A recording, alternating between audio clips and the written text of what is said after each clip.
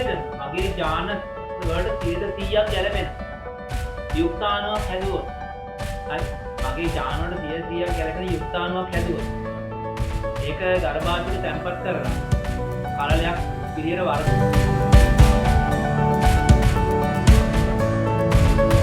මේ තියෙන්නේ පිරිමි කතාගේ පිරිමි ඒ කියන්නේ පුරුෂ ප්‍රජනක පද්ධතිය ඕනම් සතෙකුගේ. හරි.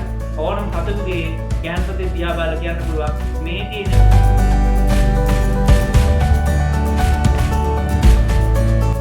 දෙන්න ඉන්නේ දැන් දෙක. හරියට ගෙවල් දෙක තියෙනවා. නේ? දෙක තරහයිද ගෙවල් දෙක. ඉන්නේ එක විතර අනිත් එක අනිත්. ඒක නව පරම්පරාව.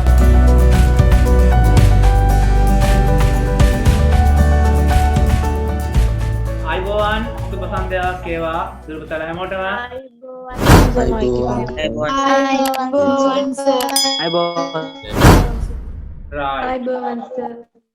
එහෙනම් අපි ඉතුරු වැඩ ටික කරගෙන යමු.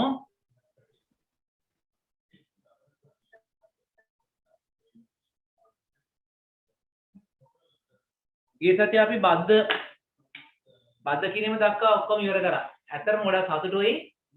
ගිය සතියේ ඔයාලට මම අතු බැඳීම, වායෝ අතු බැඳීම, භූමි අතු බැඳීම කියන දෙකම ඒ දෙකම ඔයාලට කියලා දුන්නා. ඊළඟට බද්ධ කිරීම පැච් බද්ධය, උඩුකුරු ටී බද්ධය, යටිකුරු ටී බද්ධය, එච් බද්ධය, ඊළඟට වී බද්ධය, ඒක උඩුකුරු යටිකුරු, ඒ ඔක්කොම ගිය සතියේ මම ඔයාලට කියලා දුන්නා. ඉතින් ඒක බලාගෙන ගොඩාක් අය මට වීඩියෝස් එකලා තිබුණා, ෆොටෝස් එකලා තිබ්බා. හැබැයි ඒක අයගෙන් මේ හරියට කරපුවා විතරයි මම ගෲප් එකට දැම්මේ. මට මතක ඇටියට ළමයි 20 දෙනෙක් විතර වගේ 20ක් 25ක් විතර වගේ මම දැම්මා. තව 40 ගාණක් වගේ තිබ්බා වැරදියට ඒවා ඒවා. මම ඒවා දැම්මේ නැහැ. පස්සේ ඒවා නිවැරදි කරලා ඒවා තිබුණා. නිවැරදි කරලා ඒවට මට එච්චර ගොඩක් දාන්න වෙලාවක් තිබුණෙත් නැහැ. දැන් ඉවන්න එපා. දැන් ඒවට දාන්නෙත් නැහැ. සමහර කට්ටිය දවස් දෙක තුනක් ගියාට පස්සේ පරක් වෙලා ඒවල තිබුණා. ඔව් ඉතින් මුලින් දාපු ඒව මම දැම්මා. එතකොට ඊට පස්සේ දැන් එතෙන්දි මට දැක්ක දෙයක් තමයි අර අංකුරයක් කපා ගන්නවා කියන එක. ඊළඟට ශාකයක මේ පොත්ත අයින් කළා එතෙන්ට අංකුරය බද්ධ කිරීම. ඒක සමහර අයට පොඩ්ඩක් ගැටලු සහිත තැන් තිබුණා. මම ඊට පස්සේ ඒකට මම වෙනම වීඩියෝ එකක් කරේ නැහැ. ඔයාලට මම බද්ධ කිරීම ඒ කියන්නේ අංකුර බද්ධය සහ රිකිලි බද්ධය කියන දෙකම ඉතාමත් සාර්ථක ලෙස කරන ආකාරය තියෙන වීඩියෝ 4ක් මම ඔයාලට ෂෙයා කරා. ඉතින් ඔයාලට ඒක බලන්න කියලා තමයි මම කිව්වේ. ඒක බැලුවා නම් ඔයාලට පහසුවෙන්ම බද්ධ කිරීමක් කරන ආකාරය, නිවැරදිව බද්ධ කිරීම කරන ආකාරය ඉගෙන ගන්න පුළුවන්. ඉතින් වීඩියෝ කොච්චර බැලුවා, කොච්චර කියලා දුන්නා, බද්ධ කිරීම කරන හැටි කොච්චර බලන් හිටියා, වැඩක් වෙන්නේ නැහැ. ඒකට අතේ හුරුව තියෙන්න ඕනේ. හරිද? ඒ කියන්නේ අපි පුළුවන් තරම් මේක ප්‍රැක්ටිස් කරන්න ඕනේ. ඉතින් ඒකට සමහර ගේ වටේ තියෙන ගස්වල පොතු කප ඔක බලන්න වෙයි. නේද? මමත් ඒ දවස්වල බද්ධ කිරීම කරනකොට මුලින් මම ගොඩක් බද්ධ කිරීම කරේ රෝස පැල, රෝස අතු. ඒ රෝස වල අංකුර බද්ධය කරේ මම කුණි රිකිලි බද්ධය කරේ නැහැ. අංකුර බද්ධය තමයි වැඩිපුරම කළේ. අංකුර බද්ධය කරද්දී මුලින් ගොඩක් අංකුර විනාශ වුණා මගේ අතේ. අංකුරේ ගලව ගන්නකොට විනාශ වුණා. හරිද? ඊට පස්සේ අංකුරේ බද්ධ කරද්දී දෝෂ තිබුණා. මේ ආකාරයේ විවිධ හානි සිදු වුණා. කොහොමද බද්ධ 10ක් 15ක් අසාර්ථක වන විට එකක් දෙකක් සාර්ථක වෙන්න පටන් ගත්තා. පස්සේ මම තේරුම් ගත්තා මෙන්න මේ ක්‍රමයට බද්ධ කරාම මේක ලේසියෙන්ම සාර්ථක කරගන්න පුළුවන්. මේ ක්‍රමයට බද්ධ කරොත් මේක අසාර්ථකයි. ඒවා මම පස්සේ තේරුම් ගත්තා. ඒ විදිහට තේරුම් අරගෙන අවසානයේදී සාර්ථක ලෙස බද්ධ කරන්න පුරුදු වුණා. හරිද? දැන් උනත් මට ගස් දෙකක් මේ දුන්නොත් එහෙම මට ජෙනිකව බද්ධයක් කරලා පෙන්නන්න පුළුවන්. හරිද? ඉතින් ඒකට ඇත්තටම ඒ හුරුව තියෙන්න ඕනේ. හරිද? ඒ හුරුව ඔයාලා ලබා ගන්න. ඉතින් ඔය හුරුව ලබා ගත්තම ඔයාලට ලොකු වාසියක් තියෙනවා. හරිද? දැන් අඹ පැල බද්ධ කරනවා කියන දැන් බොහෝ ගොඩාක්ම තියෙන දේ තමයි අඹ බද්ධ කරනවා. රමුටන් බද්ධ කරනවා. ඊළඟට අලිපේර වගේ ඒවා බද්ධ කරනවා. එහෙමනේ ඒ පළතුරු ගස් වර්ග ගොඩාක් බද්ධ කරනවා. ඊළඟට බෝගන්විලා බද්ධ කරනවා. රෝස බද්ධ කරනවා. එක ගහේ මල් වර්ග 3-4 හැදෙන රෝස බද්ධ කරනවා. ඉතින් ඔයාලට පුළුවන් පැලතවානක් හදන්න ඔයාලට. ඒ ඉස්සෙල්ලා මේකට අඹ බද්ධ කරනවා නම් ඔය වල්ලඹ හරි මොනවා හරි නේද? ඔය ඇටඹ වල්ලඹ ඕන තරම් තියෙනවා මේ පළාත්. නේද? ඒවා අපි හොයාගන්න වල්ලඹ ගහකට ගියා නම් හැදෙන කාලෙදී ගහ යට සෑහෙන්න තියෙනවා වල්ලඹ ඇට වැටිලා. ඉතින් ඒ ඇට එකතු කරගන්න. ඇට 100ක් 200ක් එකතු කරගන්න. අර බෑග් එක දාගන්න. දාලක ගේන්න ගෙදර. ගෙනල්ලා වැලි තවානක් හදන්න. ඒ කියන්නේ පොළවේ පස් සහ වැලි මිශ්‍ර කරලා මේක තවානක් හදලා තවන් දාන්න. ඊට පස්සේ මේකෙන් සාමාන්‍ය පැල එනකොට ඒක අර පොලිතින් පැකට් එකකට හිටවන්න. හරි සාමාන්‍ය එක අඹ ඇටයකින් පැල දෙකක් තුනක් එකට පොකුරක් වගේ හැදෙනවා. එතකොට හොඳටම හැදෙන හොඳටම පෘෂ්ටිමත් විදිහට හැදෙන එක පැලයක් තියලා අනිත් ඒවා කඩලා අයින් කරන්න. අයින් කරලා මේ පැකට් වල හිටවන්න මේක. හරිද? සාමාන්‍යයෙන් මේ අඹ පැලේ පැකට් එකේ තියෙන අඹ පැලේ අඩි 2ක් විතර වගේ උස යනකම් තියාගන්න. අඩි 2ක් විතර උස යනකම් තියාගන්න. ඊට පස්සේ ඔයාලට හොඳ අඹ වර්ගයක් කර්ත කොළඹම් විලාඩ් වගේ අඹ වර්ගයක අඹ ගහක රීකිලි කපලා අරන් එන්න පුළුවන්. ඔයාලා දැක්කා අර වීඩියෝ එකේ. ඒ වීඩියෝ එකේ තියෙනවා නේද? ඒ අඹ අතු කෑල්ල පිටින් ගේනවනම් ඒක ගහින් කඩලා එහෙනම් කපලා අරගෙන වතුර දාලා ඒ කියන්නේ වතුර ටිකක් දානවා ඒකට. ඒක වතුරේ ඔබන එක සැරයක්. වතුරේ ඔබලා අරගෙන shopping bag එකේ දාලා හොඳට ගැට ගහලා අරගෙන එනවා. ඒකට වේලෙන්නේ නැහැ. ඊට ගෙදරට ගෙනල්ලා අපිට පුළුවන් අවශ්‍ය තැනින් ගන්නට මේකේ පොළ ටික කපලා අයින් කරලා එකපාර කපන්නේ. පෙත්ත එක දෙපැත්තට පෙති දෙක එකපාර කපලා කූණිය වගේ හදන්න ඕනේ. ඒ එකම ශනිකවම අර ග්‍රාහක කඳත් අරහට කපලා අඟල් එකමාරක් විතර පහළට පළල මේක අතර ගහලා යටින් ඉඳන් උඩට පදවට වෙලන්න ඕනේ. ඉටිකොලේ වෙලද්දි නිකන් ඉටිකොලේ මෙහෙම උතන් යන්නේ නැහැ. ඉටිකොලේ මෙහෙම තියලා ඇද්දම නිකන් ඉටිකොලේම ඇදිලා යනවා. ආන්ගෙම ඇදෙන ගානට තද කරලා මේක හොඳට තදට උතන්න ඕනේ. ඒ විදිහට කරන්න පුරුදු වෙන්න. මුලදී වරදිනවා. ඉතින් එහෙම කරා නම් දැන් බද්ධ කරමු අඹ පැල රුපියල් 250යි සමහර අඹ වර්ග තියෙන රුපියල් 500ක් විතර වෙනවා පැල. නේද? ඉතින් අපි තුමු රුපියල් 250ක් ගන්න විකිනවා කියලා. ඉතින් පැල 100ක් නේ? පැල 100ක් අපි හිතමුකෝ විකිනවා කියලා. එහෙනම් 250 ගානේ 100ක් කියන්නේ 25000 නේ? ඉතින් ඒ නිසා ඔයාලට ලොකු ආදායමක් ලබා ගන්න පුළුවන් ක්‍රමයක් ඕක. හරිද? හරි. එහෙනම් අපි අද ඉතුරු ටික පටන් ගමු. අද ඊළඟ එක තමයි කෘත්‍රිම වර්ධක ප්‍රචාරණේ. කෘත්‍රිම වර්ධක ප්‍රචාරණේ ඊළඟ කොටස පටක රෝපණය. පටක රෝපණය. පටක රෝපණය කියලා කියන්නේ මේක මේක නම් ඇත්තට අපිට ලේසියෙන් කරගන්න පුළුවන් දෙයක් නෙමෙයි. මේක ඇත්තට අපි කරනවා නම් අපිට ටිකක් වියදම් කරලා අපිට ඒකට සුදුසු කාමරයක් හදා ගන්න ඕනේ. ජීවාණුහරණය කරපු කාමරයක්. මේක සාමාන්‍යයෙන් AC කරපු කාමරයක් තමයි තියාගන්නේ. ඒකට එනකොට උනත් අපි අර මේ යන්න ඕන ICU ඒකට යනකොට අපි යන්නේ කකුල්ලෙන් හොඳට සුද්ධ පවිත්‍ර කරගෙන ආන් මේ විදිහට හොඳ පිරිසුදු තත්ත්වයේ තියෙන්න ඕනේ. දිලීර බැක්ටීරියා වර්ධනය නොවන පරිසරයක තියන් තමයි මේක අපි කරන්නේ. හරි. එතකොට පටක රෝපණය කියලා කියන්නේ මේ ශාකයකින් ලබාගත් ඕනෑම වර්ධනය වෙන පටකයක්. වර්ධනය වෙන පටක කොටසක් පාලනය කරපු තත්ත්වයටදී අපිට පුළුවන් රෝපණය කරගන්න. අපි හිතමු වැඩි ඕනේ නැහැ. අපි හිතමු කැරට් තලයක් අපිට හම්බ වෙනවා. අපිට කවදාවත් හම්බෙච්ච නැති කැරට් තර වර්ගයක් හම්බ වෙනවා. ඒ කියන්නේ ඒක ටිකක් ලොකුයි. මේක ලොකු කැරට් තලයක්. ඔයගේ ලොකු අමුතු කැරට් තලයක් හිතන්න හම්බුනේ අපිට. දැන් අපිට අවශ්‍ය වෙන ওই જાතියේම කැරට් ගොඩක් හදාගන්න. අලේ තිබ්බට බෑනේ. කැරට් බීජ තියෙන්න එපා. මේක පුළුවන් මේ කැරට් වලින් කොටසක් අරගෙන චූටි කොටසක් අරගෙන මේ යට කැලලක් හරි පොඩි කොටසක් අරගෙන ඕක පාලනය කරපු තත්ත්වයටදී තියලා චූටි පැල ගොඩාක් අපිට ලබා ගැනීමේ හැකියාව තියෙනවා. ඉතාම චූටි පැල ගොඩක්. මේකට අපි කියනවා ක්ලෝනයක් ලබා ගන්නවා කියලා. ක්ලෝන.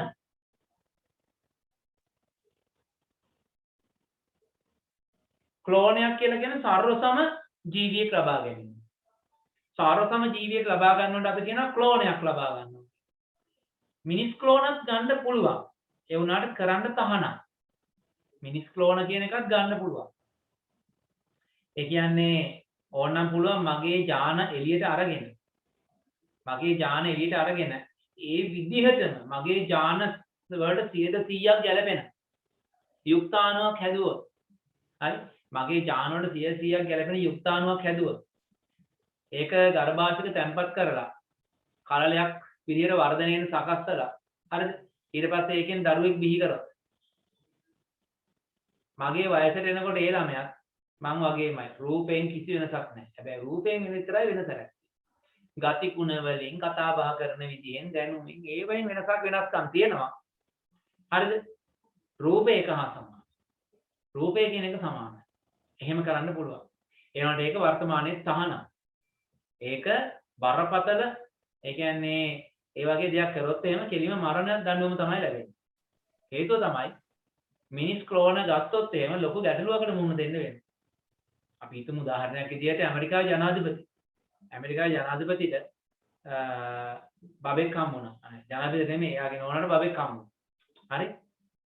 මේ එතකොට ඒ දරුවා ඉපදෙන වෙලාවේදී එතන වෛද්‍යවරයෙක් මොකක් හරි ක්‍රමයකින් හරි මොකක් හරි ක්‍රමයකින් එයාගේ පෙකින වල කපනවනේ. ඒ වෙලාවේදී හරි. එයාගෙන් පිටවන රුධිරය ටිකක් පුළුන් කෑල්ලක ගා ගන්න. ගාලෝම හංගලා තියාගන්න. හරි. ඔකන හංගලා තියාගන්න පුළුවන් ඒක ගාලා. පස්සේ මයික් ඕෆ් කරගන්න. ඔය එම් පස්සේ කියන එක නම් මයික් එක ඕෆ් කරන්න. දැන් ඒකේ රුධිරය ටිකක් අරගෙන මෙයා පුළුන් කෑල්ලක තියාගෙන ඉන්න පුළුවන්. දැන් මෙයා මොකද කරන්නේ මේක පුළුන් කෑල්ලක තියාගෙන හිමින් සිරුව ඒක එයාගේ විද්‍යාකාරයට පුද්ගලිකව රහසිගතව තියෙන විද්‍යාගාරයට අරන් ගිහිල්ලා එයාට පුළුවන් ඒක ඥාන සංගතිය සම්පූර්ණයෙන් අරගෙන ඒ ඥාන ඒ විදිහටම තියෙන විදිහට එයා මොකද්ද කරන්නේ? එයා කරන්නේ ඉස්සෙල්ලාම ශුක්‍රාණුවක් සහ ඩිම්බයක් අරන් දෙක එකට සංසේචනය කරනවා. සංසේචනය කරන යුක්තාණුවක් හදනවා. යුක්තාණුවක් හැදුවට පස්සේ ඒක ඇතුලේ තියෙන DNA පිටපත. හැදෙනවා නිබේතම. ඔය DNA ටික මෙයා මොකද කරන්නේ? අයින් කරනවා. අයින් කරලා අර ළමයාගේ තියෙන DNA ටික ඒක ඇතුලට දානවා. දැන් යුක්තාණුවක් හැදිලා තියෙන්නේ අර ළමයාගේ DNA. ඒක එහෙම ගර්භාෂයක තැන්පත් කරනවා. දැන් වර්ධනය වෙලා අවසානයේ මොකද වෙන්නේ? අර DNA එක සමාන DNA පිටපතක් තියෙන. තවත් කාලයක් බිහි වෙනවා. වෙනසකට තියෙන්නේ මාස 9ක පරතරයක් තියෙනවා. වයස් පරතරය මාස 9කින් ගැටලුවක් නැහැ. එයාට පුළුවන් ඒ ලදරුවා වෙනම හදන්න හංගගෙන. එයාට අවශ්‍ය නම් එයාට මේක පාතාලයේ නායකයෙක් බවට පත් කරන්න. එහෙම කරන්නත් පුළුවන්. ඕන දෙයක් කරන්න පුළුවන්. ඇයි? ජනාධිපතිතුමාගේ පුතා. ඒ විදිහමයි රූපේ ඒ විදිහමයි. වෙනසක් නැහැ. නේද? ඊට පස්සේ ඕනම දෙයක් කරන්න පුළුවන්. ඒ විදිහටම ඩෙන්ටි කාඩ් එකකුත් හදවලානේ. ඉතින් ඒ නිසා ඒ වගේ භයානක දේවල් කරන නිසා ඒක මිනිසුන් සඳහා සතුන් සඳහා මේ ක්ලෝන කිරීම ක්ලෝන අත්දැක ගැනීම සම්පූර්ණ තහනම් ඒ වුණාට ඒක කරනවා. අපි කොච්චර තහනම් කරත් ඒක කරන මිනිස්සු ඉන්න ඕන තරම්. විද්‍යාඥයෝ පිටරටවල් රාජ්‍ය අනුග්‍රහය ඇතිව පවා ඒවා සිදු කරන අවස්ථා තියෙනවා. හරිද? හැබැයි ශාක වලට අපි ඒක කරනවා කිසි ප්‍රශ්නයක් නැහැ. ඒකට අපි කියන්නේ පටක රෝපණ. ශාකයක සජීවී පටකයක් මගින් නවපැල රාශියක් එකවර බිහි කර ගැනීමේ හැකියාව තියෙනවා. පොඩ අපි කියනවා පටක රෝපණය. පටක රෝපණය කිරීමේදී අපිට ශාකයක ඕනම වර්ධනය කොටසක් ගන්න පුළුවන්. පත්‍රයකින් කොටසක් ගන්න පුළුවන්. නටුවකින් කොටසක් ගන්න පුළුවන්. කඳේ කොටසක් ගන්න පුළුවන්. කඳ කිව්වම අර ලීරන්න තියෙන ලොකු කඳවල ඒව ගන්න බෑ. ඒවා සජීවී කොටස් නෙවෙයි ඒවා අජීවී. සජීවී සෛල තියෙනවා. සජීවී සෛල තියෙන කොටස් විතරයි ගන්න පුළුවන්. හරි? එතකොට මූලක කොටසක් ගන්න පුළුවන්. ඒ වගේ කොටස් තියෙනවා. එහෙම කොටස් වලින් අපිට පුළුවන්කම තියෙනවා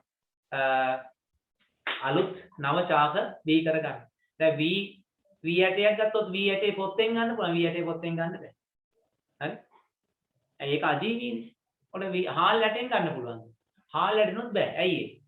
හාල් ඇටේ කියලා කියන්නේ එයාගේ භ්‍රූණ පෝෂය. භ්‍රූණ පෝෂය කියලා කියන්නේ ගොයම් ශාකයේ හැදෙන්න අවශ්‍ය කරන ආහාර ටික තමයි ඒකේ තියෙන්නේ. හරිද? ඒකට අවශ්‍ය කරන ආහාර ටික තියෙන්නේ එතන තියෙන පිෂ්ඨය ගොඩක් ඒකෙන් ගන්නත් බෑ. ඉතින් ගොයම් වර්ගයක පටක රෝපණයක් කරනවා නම් මේ ගොයම් පැලේ පත්‍රයක් ඒවයි කොටසකින් තමයි කරන්නේ. හරිද? දැන් ශාකයේ හැම තැනකින්ම පටක අරගෙන රෝපණය කිරීමේ හැකියාව නැහැ. හරිද? එතකොට ගොඩක් වෙලාට ගන්න අග්‍රස්ත අංකුරයක් ගන්න පුළුවන්. ඒකේ විභාජනයේ විවි යනවනේ පටක. මම ඔයාලට ඉගෙනුවා පටක යන හරිය. විභාජක පටක තියෙන දැන් අන්න හොඳයි. හරිද? ඒතර අග්‍රස්ත අංකුර, පාර්ශවික අංකුර නේ. ඊට පස්සේ මුලී අග්‍රස්තයක්. ඒ වගේ තැනකින් අපිට පටක ලබා ගැනීමේ හැකියාව තියෙනවා මේ පටක රෝපණය සඳහා. හරිද? ඔයාලා ටියුට් එක අරගත්තාම ටියුට් එකේ ටියුට් එක නෑ ළඟම.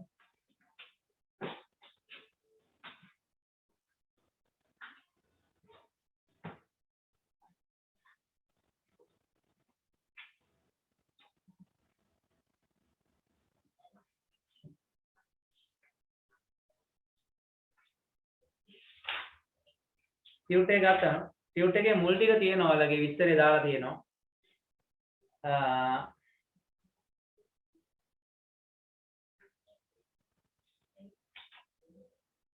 හරි.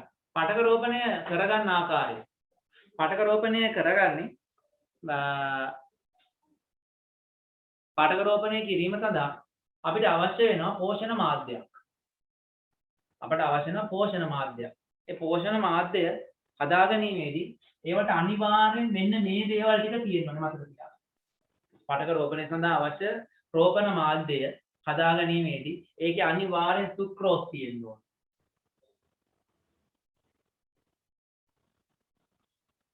සුක්‍රෝස් තියෙන්න ඕනේ. ඊළඟට මේකේ ඛනිජ ලවණ, ගස් වලට අවශ්‍ය ඛනිජ හා ලවණ.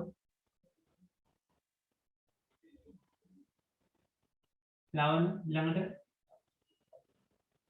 විටමින්, ඊළඟට වර්ධක හෝමෝන්.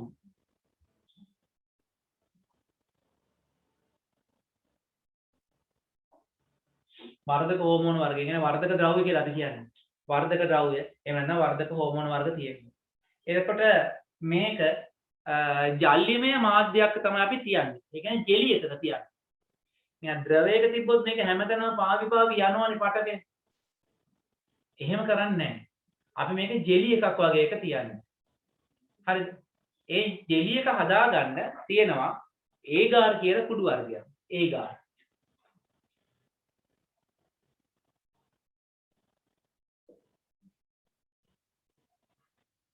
අපි කියන්නේ ජෙලටිනීමය මාධ්‍යයක්. ඒ කියන්නේ ජෙලටින් කියලා කියන්නේ අපි අර කට්ටිය දන්නවා අර ජෙලි හදන්න ගන්නේ ජෙලටින් කියලා තියෙන්නේ. ඒ කඩේ තියෙන ජෙලි එක ජෙලි පැකට් එක නිකන් සීනි කැට වගේ කොටන් තියෙන්නේ. ඒවට ඒ රසකාරක වර්ණක දාලා තියෙන්නේ. ඒ ජෙලටින් වලට රසකාරක වර්ණක දාලා. එහෙම ඒක උණු වතුර දාලා රත් කරලා ඒක උණු වතුරෙන් දිය කරලා ටිකක් තිබ්බම මේක සෙට් වෙලා ජෙලි එකක් වගේ වෙනවා. ආන් ඒ විදිහටම ජෙලි එකක් බවට පත් වෙන එකක් තමයි ඒගාර් කියලා කියන්නේ. මුහුදු පෙළෑටි වලින් හදන කුඩු වර්ගයක්. විද්‍යාගාරයේ ඒගාර් කියන කුඩු වර්ගය තමයි ඒක යොදාගන්නේ. ඉතින් ඒගාර් කියන එක උණු වතුරෙන් දිය කරලා ඒකට අවශ්‍ය කරන සුක්‍රෝස්, ඛනිජ ලවණ, විටමින් සහ වර්ධක ද්‍රව්‍ය ඒකට අපි මිශ්‍ර කරනවා. ඒවා වෙනම තියෙනවා. ඔය බෙහෙත් පොහොර වගේ දේවල් විකුණන කඩවල් වල පටක රෝපණය සඳහා අවශ්‍ය කරන පෝෂණ මාධ්‍ය අඩංගු එකක් දෙන්න කියලා පැකට් එකක් දෙන්න කිව්වම ඒ පැකට් තියෙනවා. දියර පොහොරක් වගේ පැකට් එකක් තියෙනවා. අපිට තියෙන්නේ මේ ජෙලි එක හදලා ඒක සාමාන්‍ය ගානට නිවෙනකොට ඒක දාලා මිශ්‍ර කරලා අයි වෙන්න තියන්න. හරි. අපි ඉස්සෙල්ලා මේ පටක රෝපණය කිරීමේදී කරන්නේ චාකයකින් සුදුසු පාටකයක් තෝරගන්න. ඔන්න කරන විදිය කියලා දෙනවා. හරිද? චාකයකින් සුදුසු පාටකයක් අපි තෝරගන්න. මේක ඔයාලා ඉන්ටර්නෙට් සර්ච් කරලා බලන්න YouTube එකේ ටිෂු කල්චර් කියලා කියනවා. Tissue culture. ටිෂු එකක් කියන්නේ පටකයක්. සවකටදාසිය වෙන මේ ටිෂු කියන්නේ. සවකටදාසිය කියන්නේ තුනි පටලයක් වගේ එකයි කියන්නේ ටිෂු කියලා. ටිෂු කල්චර් කියලා කියන්නේ ඔයාලා සර්ච් කරලා බලන්න ඔයාලට දැනගන්න පුළුවන් මේ වඩාත් වැඩි විස්තර. හරිද? මේ පටක රෝපණය ගෙදර කරන් යන්න එපා. තේරුමක් නෑ ඇත්තටම අපිට ගෙදරක ඒක කරන්න පුළුවන් කමක් නෑ. හරි? කාට හරි පුළුවන්කමක් තියෙනවා නම් කාමරයක් හදලා ඒක වෙනම ජීවාණුහරණය කරලා කරන්න. එහෙම නම් ඇත්තටම හොඳයි. එපා කියන්නේ නැහැ ඉතින්. එහෙම පුළුවන් අය කරන්න. හරිද? ඒ හැමෝටම ඉතින් වියදම් කරන්න බැරි නිසා බලන්න කරන විදිහ ඉගෙන ගන්න. පස්සේ පුළුවන් වුණොත් කරන්න. හරිද? ඉස්සෙල්ලා අපි කරන්නේ පලිබෝධකයෝ නැති හරි පලිබෝධකයෝ නැති ලෙඩ රෝග නැති ශාකයක වර්ධනය වෙන පටකයක් අපි ගන්නවා. අපි තමයි කෙසෙල් වර්ධනය කරගන්නේ. කෙසෙල් අපිට අවශ්‍යයි කෙසෙල්. දැන් ඩෝල් ලංකා එකේ වැඩට යන අම්මලා තාත්තලා ඉන්නවනම් ඔයාලා කවුද? අන්න යාලා මේක හොඳට දන්න. දැන් අපි අවටම තියෙන ඩෝල් ලංකා එකනේ. කෙසෙල් හදන්නේ. එයාලා මම කීප සැරයක් ගියා උතන්ට. ගිහිල්ලා ඒ කට්ටිය වැඩ කරන ඇත්ත එක මම කතා කරලා ඉවර තියෙනවා. එතකොට මම දැක්ක යාලගේ පැල තවාන දැක්කා. මම නම් දකින්නකොටම දැනගත්තා මේක පටක රෝපණයක්ම තමයි කියලා. ඒ කියන්නේ යාලගේ සාමාන්‍යයෙන් කෙසෙල් පැලයක් හරි පුංචි. පුංචි කෙසෙල් පැල. මම ඉන්නකො පෙන්නන්න දේවයි කෙසෙල් පැල ටික. ඔය තියෙන්නේ පටක රෝපණය මගින් සාදාගත්ත කෙසෙල් පැල. දැන් ওই පැල ලොකුයි.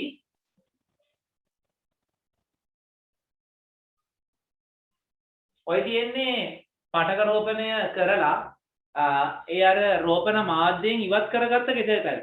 දැන් ඔයාලා සාමාන්‍ය ඔය වගේ කෙසෙල් පැල දැකලා නැතුව ඇතිනේ. කවුරුත් දැකලා තියෙනවද කියන්නේ ඔය වගේ චූටි මුල් කීපයක් තියෙන කෙසෙල් පැල. නං ඔයාලා දකින්නම කෙසෙල් පැල අර කේල් ගහේ පඳුරෙන් එන ලොකු අල කෑල්ලක් එක තියෙන කෙසෙල් පැලෙන්නේ. දැන් මේ වගේ කෙසෙල් පැල වල දැකලා නැතුව.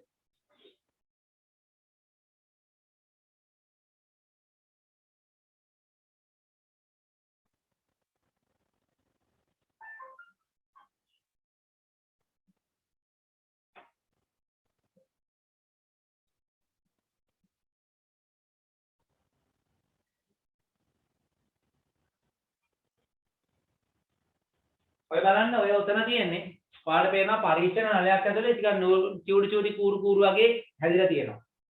හරිද? ඔය තියෙන්නේ මේ කෙසෙල් වල භූගත කඳ අපි කියන කෙසෙල් ගහේ අලේ කියලානේ කියන්නේ. අන්න ඒකෙන් හැදෙන කුඩා පැල ඔය තියෙන්නේ.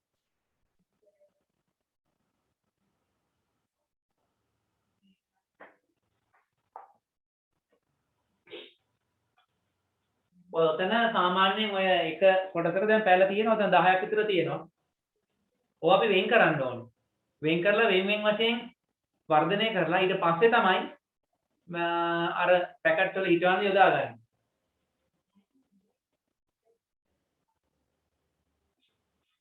ඔනතන හොඳනම පේන්න තියෙනවා.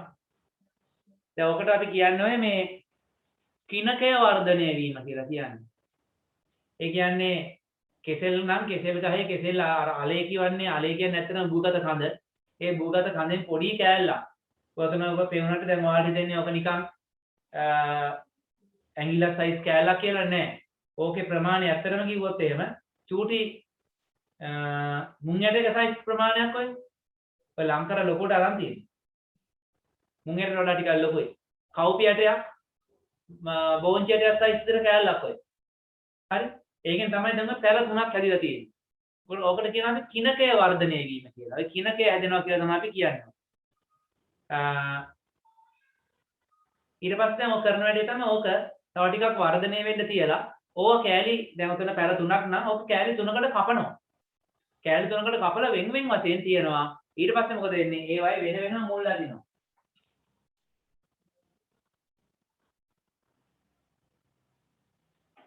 දැන් ඔය මේ විදිහට තියෙන ඔතන තියෙන කිනක ගොඩාක් හැදිලා කිනක ගොඩක් වර්ධනය වෙලා තියෙන. ඒ කියන්නේ චූටි අංකුර ගොඩක් වර්ධනය වෙලා තියෙනවා.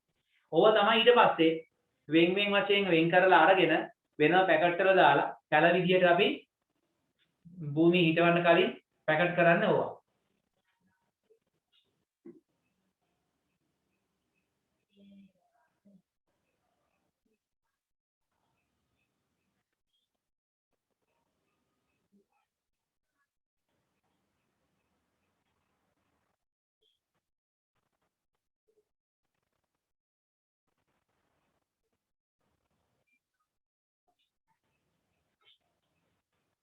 හරි ඔයාලා දකින්න ඇති එතන පටක රෝපණය සිදු කරලා තිබිච්ච ආකාරය.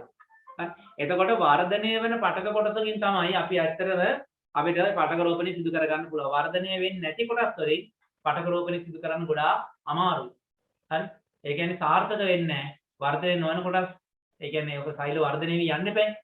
ඒ නිසා වර්ධනය කොටසම තමයි අපි තෝරගන්නේ. ඔයාලගේ රුධ තරණ ගත්තා නම් අනිත් පැත්තේ පිටේ පටක රෝපණයේ ක්‍රියාවලියේ මූලික අධීර කියලා තියෙනවා. හරි ඉස්සර අපි කරන්නේ දීසියක් අපි වල කියන පෙට්‍රි දීසියක් අරගෙන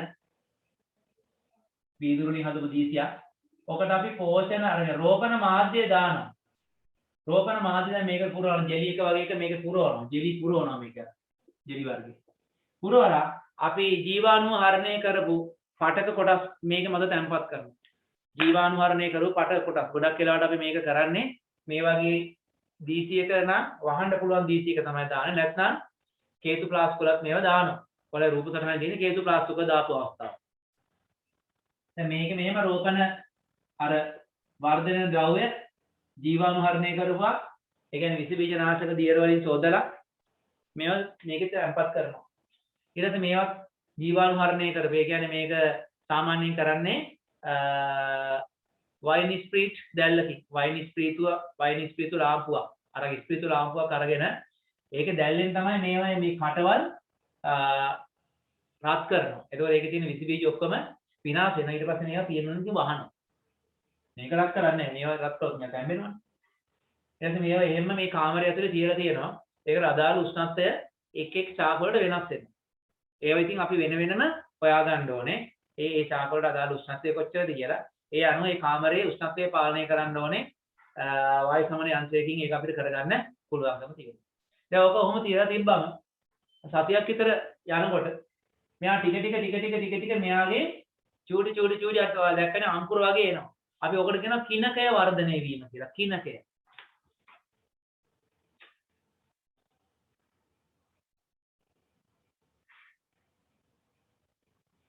මේකට අපි කියන්නේ කිනකය වර්ධනය වෙනවා කියලා. දැන් කිනක වර්ධනය වුණාට පස්සේ ඒ කියන්නේ පැල පොකුරක් මේක හැදෙන්නේ. මේක පැල පොකුරක් හැදෙනවා දැන්. මේකේ මේ විදිහට චූටි පැල මෙහෙම පැල පොකුරක් එනවා මේ. මෙහෙම පැල පොකුරක්. මෙහෙම පැල පොකුරක් හැදුනාට පස්සේ මේක මෙහෙම පොකුරක් විදිහට තියාගෙන හැදෙලා හරියන්නේ නැහැ. එහෙම වුණොත් එහෙම හැදෙන්නේ නැහැ. මේ පැල පඳුරු පොකුරන්නේ. දැන් මොකද අපි කරන්නේ?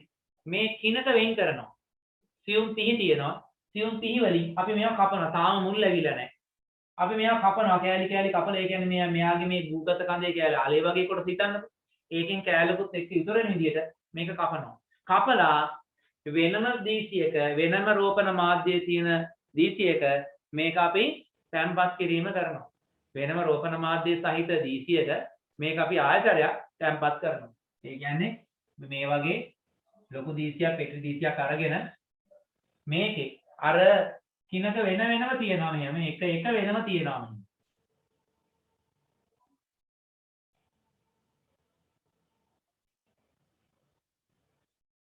සාමාන්‍යයෙන් මේකෙන් 40 50ක් වගේ හම්බ වෙනවා.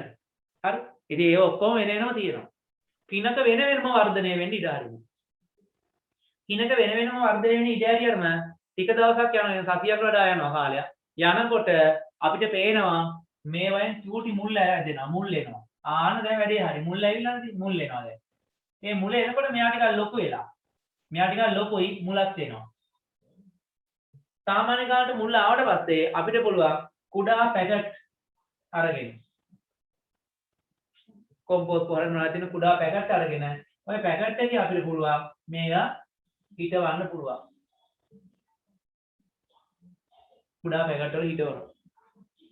කෙසෙල් වගාවේ තියෙනවා දැන් ඔයාලා කාටට යන්න පුළුවන් නම් ඩෝල් එක ඇතුලට ගිහිල්ලා එයාලගේ පැල තවම බලන්න පුළුවන් නම් හරි චූටි නිකන් පොඩි තනකොළ පැල වගේ චූටි කෙසෙල් පැල තියෙනවා. හරිද? චූටි කෙසෙල් පැල තියෙනවා තනකොළ පැල වගේ. හිතෙන්නේ නිකන් මේක කෙසෙල් නිකන් ඇට වලින් පැල හැදෙනවා වගේ. එයාලා කියන්නේ එතන වැඩ කරන එකෙන් එහෙම කියන්නේ මේ පිටරටින් ගේනවා කියලා කියන්නේ කෙසෙල් මේ කෙසෙල් හැදෙන්නේ මේ අපි වගේ අර අල දාලා ඒ කියන්නේ කෙහෙල් ගහෙන් පැල හදලා හිටවන්නේ නැහැ. එයාලා රටින් ගේනවා ඇට. ඒ ඇට පැල කරලා තමයි මේ හදන්නේ. එයාලා දන්නේ නැහැ පටක රෝපණය කියලා. එයාලා හිතන්නේ පිටරටින් එන කෙසෙල් තමයි මේ හදන්නේ කියලා. එයාලා කරන්නේ එයාලගේ පැල තවාන් වල තියෙනවා ඒ වැරයිටි එක. ඒ කියන්නේ ඒ ප්‍රභේදයේ මෞෂාක ටික වෙනම තියෙනවා. එයාලා ඒව ආරක්ෂා කරගෙන ඉන්නේ. එයාලා ඒවයි පොඩි පෙත්තක් කපලා අර ගන්නවා මේ භූගත කඳේ. ඒවා චූටි කෑලි වලට කපලා පටක රෝපණය කරනවා. ඉතින් සාමාන්‍යයෙන් පොඩි භූගත කඳන් කෑල්ලකින් එයාලට එක සැරයකට පැල 3-400ක් හදාගන්න පුළුවන්කම තියෙනවා. හරි. එහෙනම් මේ ශනිකව කියන්නේ ශනිකව නෙමෙයි. ඉතා කෙටි කාලයකින් විශාල පැල ප්‍රමාණයක් නිෂ්පාදනය කර ගැනීමේ හැකියාවක් තියෙනවා පටක රෝපණය. ඒ වගේම මේක ක්ලෝනයක්.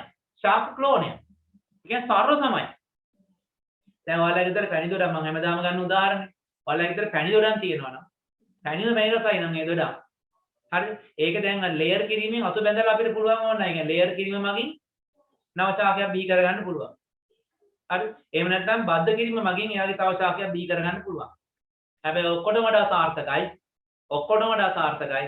ඒකේ අංකුරයක් තියෙන තැනකින් ඒ අංකුරය වෙන් කරගෙන ඒක පටක රෝපණයට යොදා ගත්තා නම් මොකද වෙන්නේ?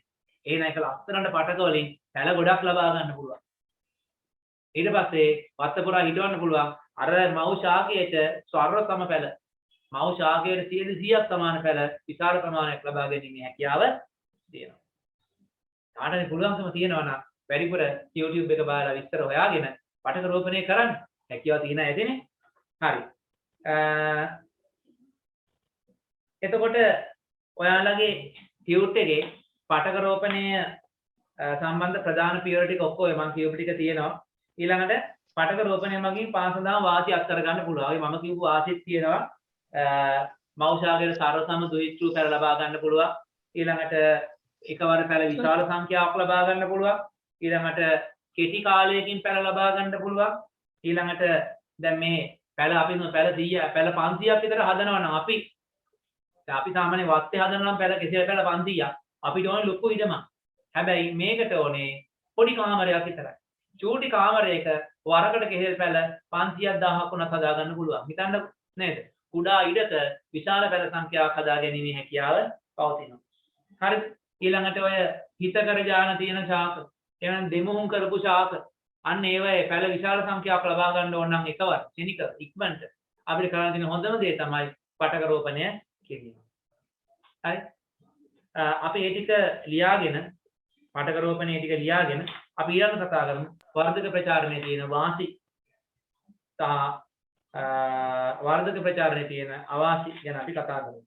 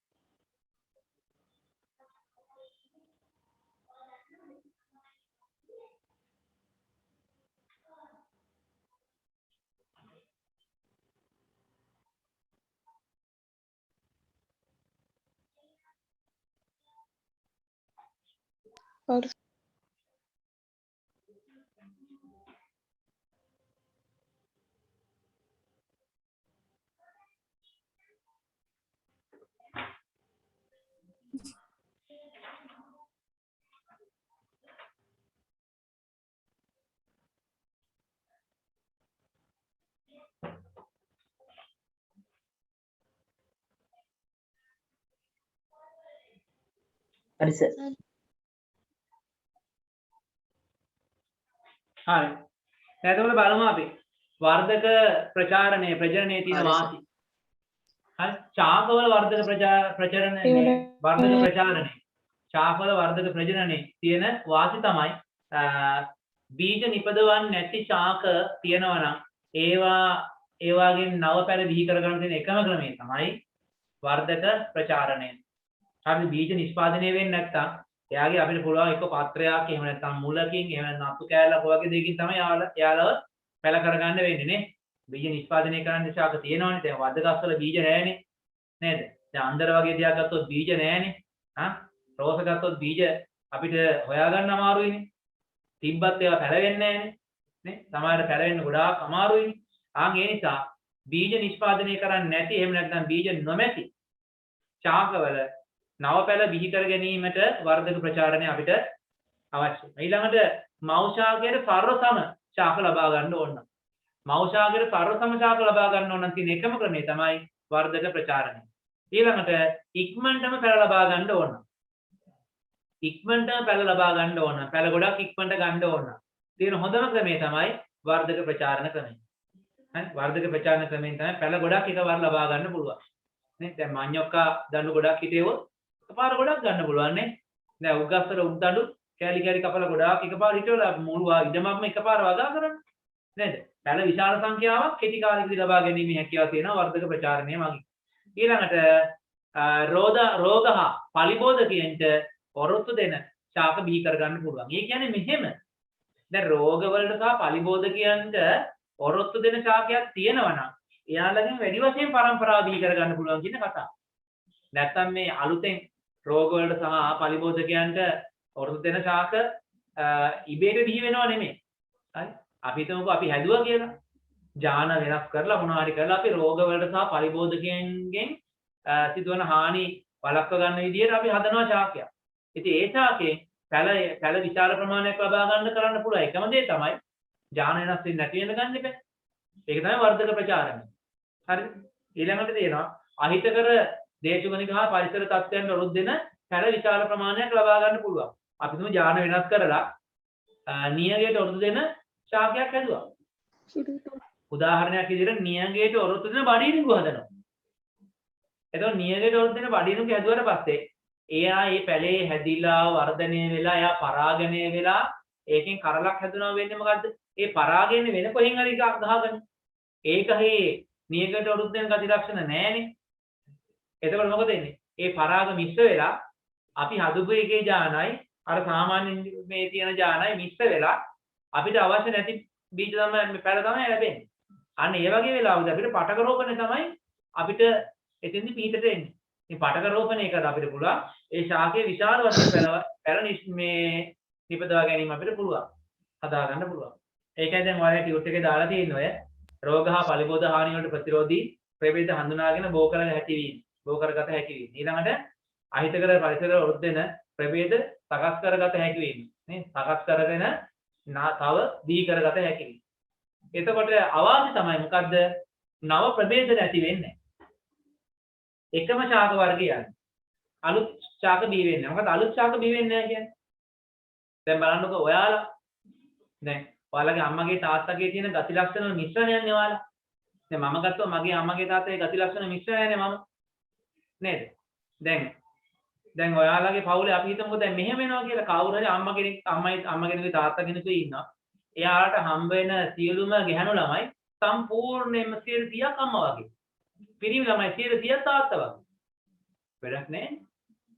නේද? එකම જાතිය ගොඩක් ඉන්නවා. අඳුන ගන්නත් බෑ ඊට පස්සේ. හරි ප්‍රශ්නෙකුත් එනවනේ ඊට පස්සේ නේ. ඔක්කොම එක වගේ. ගැහණු ළමයි ටිකත් ඔක්කොම එක වගේ, පිරිමි ළමයි ඔක්කොම එක වගේ. නේද? එහෙම වුණොත් එහෙම ඒක හරි ගැටලුවක් වෙනවා. ඊට පස්සේ මොකද වෙන්නේ? කාලයක් යනකොට රටේ ඉන්න මිනිස්සු අඳුර ගැනීමේ හැකියාව නැති වෙලා යනවා. ප්‍රශ්නයක් එනවා. දැන් පච්චයක් හරි කොටන්න වෙනවා. නේ 1 2 3 කියලා හරි ගහන්න වෙනවා. නේ ඒ වගේ ගැටලු එනවනේ. නේද? ඒ කියන්නේ නව ප්‍රභේද නැති වෙන්නේ.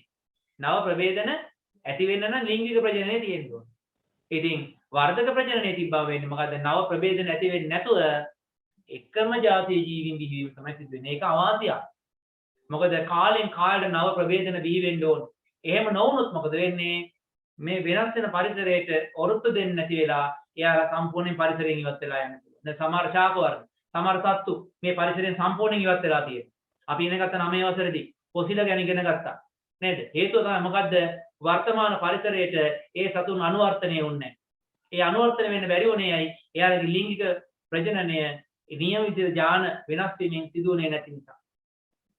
එයාලා වර්ධක ප්‍රජනනය කරපු ශාක වර්ධක ප්‍රජනනය කරන්න මොකද වෙන්නේ? කවදාවත් ජාන වෙනස් වෙන්නේ නැහැ. එතකොට මොකද වෙන්නේ? ස්ථිරවම නවජීවීන් බිහි වෙන්නේ නැතුව අහිතකර පරිසර තත්ත්ව ආවම එයාලා සම්පූර්ණයෙන් විනාශ වෙලා යනවා. ඒක අවාසියක්. හරි. අපි ඊළඟට බලමු ශාකවල ලිංගික ප්‍රජනනය. ශාකවල ලිංගික ප්‍රජනනය. ශාකවල ලිංගික ප්‍රජනනය කියලා කියන්නේ පරිණත ශාකවල උනහගන්න. පරිණත ශාකවල ප්‍රජනක ව්‍යුහ මගින් නිකුත් කර නිපදවන ජන්මාණු සංයෝජනය වීම. හැදෙනවා යුක්තාණුව.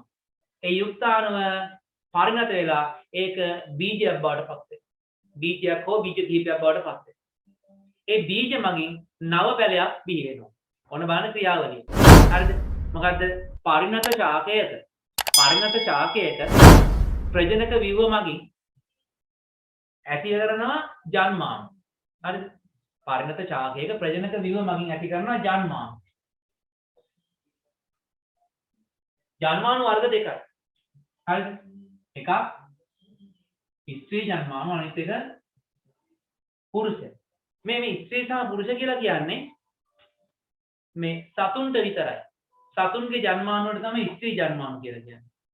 සතුන්ගේ ජන්මාණු වලට කියනවා පුරුෂ ජන්මාණු කියලා. අපි ශාකවලදී ওই නම පාවිච්චි කරන්නේ නැහැ. ශාකවලදී කියන්නේ ස්ත්‍රී ජන්මාණු වලට කියන්නේ අපි ජායා ජන්මාණු.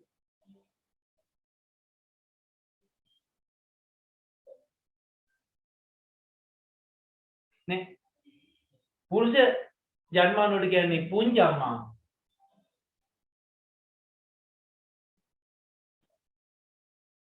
ඇයි මෙයාට ජායා ජන්මාණු කියන්නේ? ශාකයක ගැහෙන කොටසට කියන්නේ ජායාංගය. ශාකයක ගැහෙන කොටසට කියන්නේ මොකද්ද? ජායාංගය.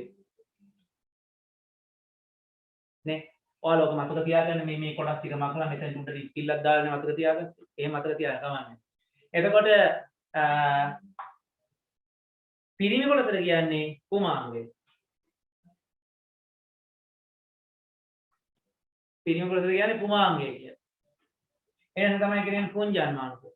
එතකොට පරිණත ශාකයක ජායා ජන්මානු සහ පුංජන්මානු එකතු වෙලා හැදෙනවා යුක්තාණු.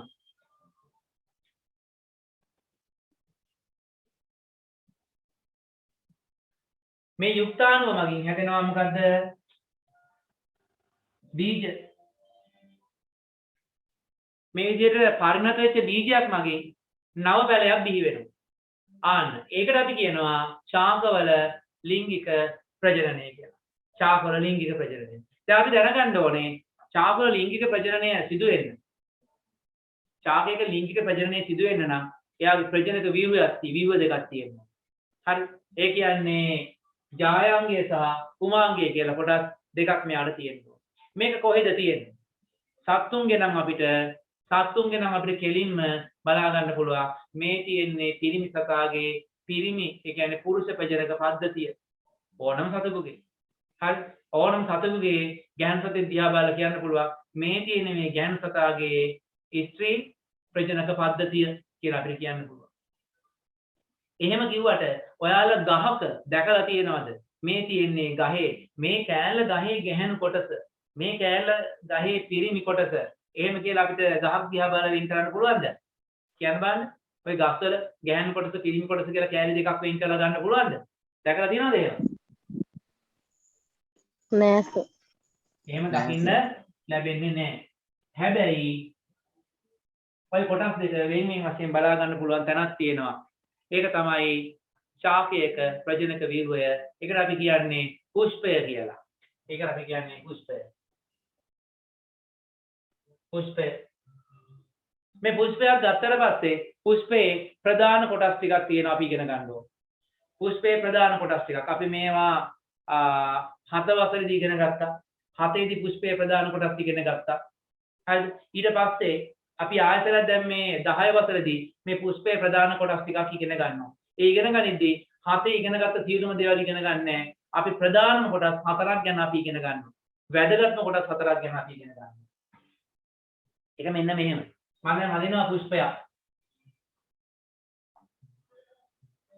ගකරේ පුෂ්පයක් අඳිනවා මම හරි. පුෂ්පයක දික් කඩක් මම අඳිනවා.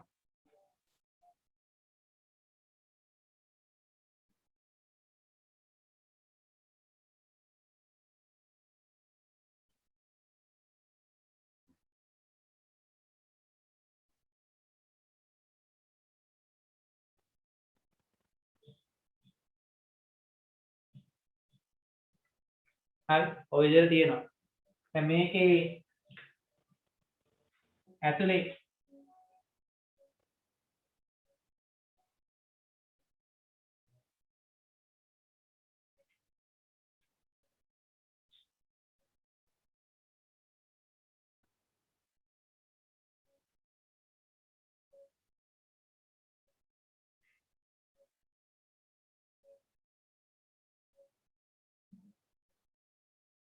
කොහොම තියෙනවා?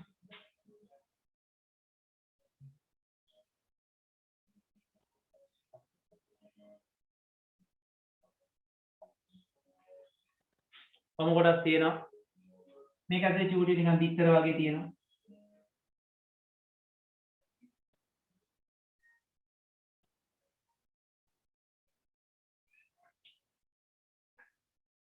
අපි දන්න විදිහට මේක නම් කරගමු.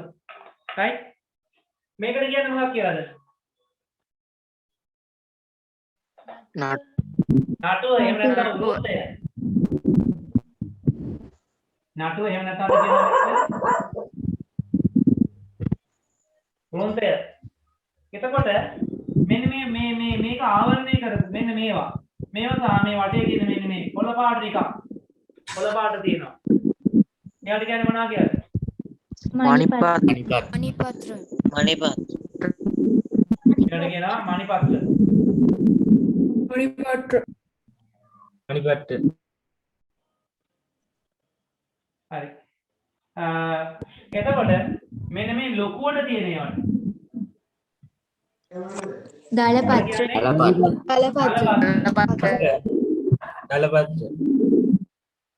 එයාට කියන්නේ අපි දලපත්‍ර. මේ දලපත්‍ර ඔක්කොම එකට ගත්තාම දලපත්‍ර සියල්ලම එකට ගත්තාම අපි කියනවා මුකුටය කියලා.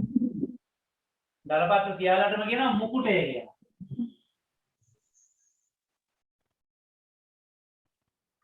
දලපත්‍ර සියල්ලම එකට ගත්තාම අපි කියන්නේ මුකුටය. අපිට මලක ලස්සනට පේන තියෙන මුකුටය තමයි ලස්සනට පේන තියෙන්නේ. මුකුටය. ඊළඟට මේකේ මේ දිගට එනවා නෑ මේ ඉස්සරහා තියෙන මේ චූටි මේවට කියන්නේ මොනවා කියලාද? අලංකය.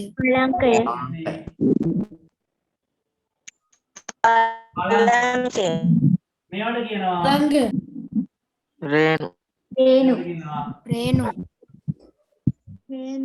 ඒවා රේණු. එතකොට මේකට කියනවා අපි කීලය. එතකොට මේ ගෙඩිය වගේ එකට කියනවා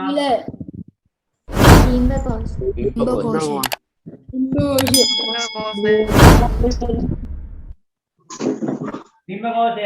මේ ඇතුලේ තියෙන චූටි පිටර වගේ ඒවට කියනවා අපි බිම්බ.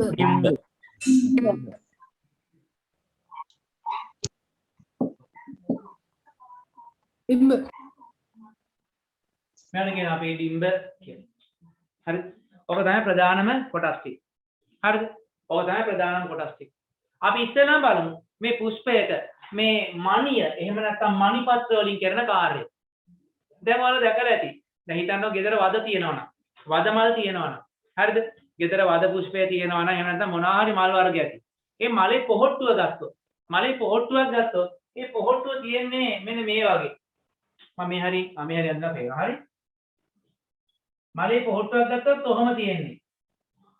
කොළ පාටින් වැහිලා තියෙන්නේ. ඒ කියන්නේ මණිපත්‍ර වලින් තමයි මේව ආරක්ෂාලා තියෙන්නේ. මේ මණිපත්‍ර කියන එක මණිපත්‍ර දීපයක් එකට එකතු වෙලා මණිපත්‍ර වලල්ලක් විදිහට තමයි මේක හැදිලා තියෙන්නේ. පුෂ්පයේ පිටතින්ම පිහිටන කොටස තමයි මණිපත්‍ර කියලා කියන්නේ. පිටතින්ම බාහිරම කොටස තමයි මණිපත්‍ර. එතකොට මේ මණිපත්‍ර තියෙන්නේ කොතනද? මේ පුෂ්පයේ මෙන්න මේ හැදෙන්නේ මෙන්න මෙතන මෙන්න මේ කොටස. මේක මත තමයි මණිපත්‍ර හැදෙන්නේ. ඔක මත තමයි. මම දැන් මේක මකනවා. මේක අපි දැන් දන්නවනේ. මේක දැන් මකනවා. හරි?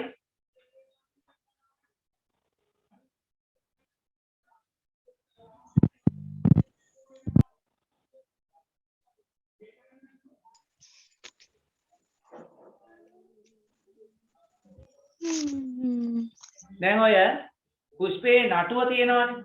නටුව එහෙම නැත්නම් අපි ඔකට කියන වෘන්තය කියලා කියනවනේ. හරි? මෙන්න නටුව. මේකට කියන වෘන්තය. මෙන්න මේක මත බලන්න ඔයාලා ඕනම මලක් අරගෙන පෙති ටික ඔක්කොම ගලවලා බලන්න මෙතන නිකන් ගුලියක් වගේ තියෙනවා. මෙතන නිකන් ගුලියක් වගේ තියෙනවා. ඕන්න ඕක මත තමයි සියලුම දේවල් තියෙන්නේ.